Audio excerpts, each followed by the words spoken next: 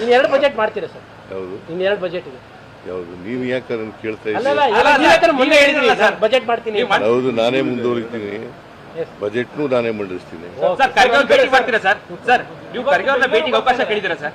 ಯಾರು? ನೀವು ಖರ್ಗೆ ಅವ್ರನ್ನ ಭೇಟಿ ಮಾಡೋದಕ್ಕೆ ಅವಕಾಶ ಕೇಳಿದ್ದೀರಾ? ಖರ್ಗೆ ಅವರು ಬೆಂಗಳೂರು ಬರ್ತಾ ಇದ್ದಾರೆ, ಇವತ್ತು ಬೆಂಗಳೂರು ಬರ್ತಾ ಇದ್ದಾರೆ, ಬಂದಾಗ ನಾಳೆ ಭೇಟಿ ಮಾಡ್ತಾರೆ. ಸಮಯ ಕೇಳಿದ್ರೆ ಹೇಗೆ ಸರ್ ಅಂತ?